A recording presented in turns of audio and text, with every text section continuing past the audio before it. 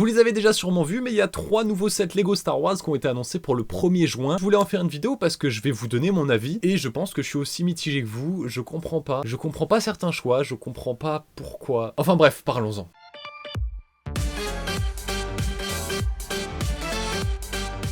Et tout d'abord, on a la référence 75458, le casque du pilote AT-RT. On est dans la gamme des casques. Enfin, la gamme ne me vibe pas, et donc ça me vibera encore moins d'avoir un casque d'AT-RT. Ensuite, on est toujours dans la lignée des sets pour le film The Mandalorian et Grogu. Mais est-ce que le film va vous donner envie d'acheter ce casque-là pour ce Stormtrooper particulier? Ça, je ne sais pas. En tout cas, on est à 69,99, ça sera le prix de vente. Il y aura 775 pièces. On est sur un prix qui reste, on va dire, raisonnable. Mais par contre, je dis pas, hein, le personnage a un flow, l'armure a un flow, malgré que c'est juste des short en version blanc, mais je vois pas l'intérêt du set. Surtout qu'il y a souvent des questions de revendeurs. Moi je trouve que c'est des questions intéressantes, et on sait qui sera le revendeur, ce sera Cdiscount. Ça va être une exclue, ça veut dire qu'il y a peu d'intérêt, et en plus on va dire que ça va être dur à trouver. Bon, là Cdiscount le propose déjà pour une précommande à 65, mais sur Cdiscount normalement les prix vont peut-être baisser un peu, et surtout vous pourrez le choper lors d'opérations à acheter deuxième 50%, c'est souvent ça qu'ils font. Mais bon voilà, si vraiment ce set vous intéresse, faut en plus galérer pour le trouver. Vous l'aurez compris, c'est pas pour moi. Et celui-là c'est encore moins pour moi, et surtout je ne comprends pas, je vais être méchant, je ne comprends pas l'intérêt. On parle de la référence 75461, la mini-figurine de Dark Vador grand format. À quoi ça sert? Je suis méchant. En plus, c'est marrant, on voit sur le site Lego qui référence ça dans la gamme Star Wars, mais aussi dans la gamme mini-figurine. Bref, c'est pas grave, mais bon, 99,99€, ce sera aussi le 1er juin, ça fera 1028 pièces, et bah voilà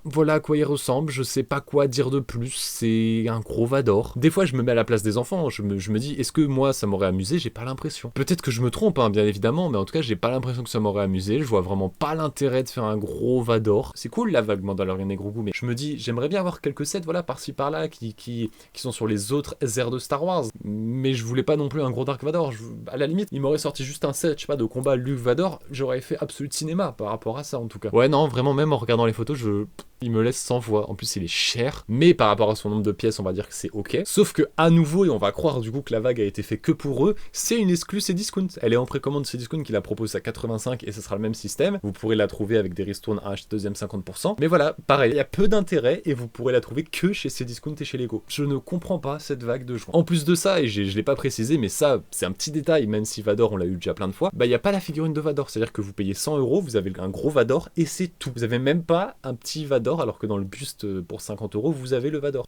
Vraiment je comprends pas la vague. Mais c'est pas grave parce qu'on a un 3e set qui a été annoncé. Je pensais qu'il sortait en juin, mais en fait c'est juillet. C'est la navette impériale de classe lambda, et qui est aussi basée sur Mandalorian et Grogu. On revient du coup dans cette ère Mandalorian et Grogu. On est d'ailleurs pas basé sur le film, mais plutôt sur les saisons, et on profite de la hype de Mandalorian actuellement. Et il y a des choses à dire. Alors, elle est très belle. Moi honnêtement, je trouve que ouais, la navette est réussie, la navette est super belle. Ouais, quand on voit le modèle sur les photos, franchement, j'ai rien à dire. On a d'ailleurs une panoplie de personnages qui fait plaisir. Bon, on a un Mandalorian, on a le retour de Moff Gideon, un petit Stormtrooper tout seul, mais on a surtout un pilote et le Dr Pershing. C'est pas les meilleures figurines non plus, mais voilà, pour baser sur Mandalorian, moi je trouve que la sélection elle est qualitative. En plus de ça, si on regarde en détail, il y a des impressions sur les bras, il y a un souci du détail qui est vraiment appréciable, je trouve, pour les figurines. Maintenant, ce qui me pose problème avec ce vaisseau, et avec beaucoup trop de vaisseaux sortis depuis là maintenant presque 2 ans chez Lego, c'est qu'on a 961 pièces et on est à 149,99€. Je sais pas si ça va devenir vraiment la norme, mais je trouve que c'est pas possible honnêtement. Entre le MTT, le Juggernaut de l'an dernier, le Razor Crest qui pareil, qui a 1000 pièces à tout casser, qui est vendu à 150€, ça fait des playsets qui sont quand même vachement chers. Surtout que pour comparer les modèles de Imperial Shuttle, la dernière en date c'était la 75302, on avait 660 pièces et on était vendu à 80€. On était plus raisonnable on va dire. Après le modèle était plus réduit, il a pas été apprécié, et je suis d'accord, on a une navette impériale mais vraiment en modèle petit. Malgré tout, on peut aujourd'hui la trouver pour 40-50€ on va dire, si on trouve un bon prix d'occasion. Et à côté l'autre elle est à 150€. Et celle à laquelle vous avez pensé, j'ai pensé, c'est la 75094, en date la meilleure shuttle impériale qui était sortie. Il y avait 937 pièces, c'était vendu 110€, et aujourd'hui on peut toujours la retrouver d'occasion à bon prix, pareil entre 110-120€ à peu près si on trouve un bon prix. Donc c'est là où je trouve que ce nouveau modèle on va dire pose problème et se fait concurrence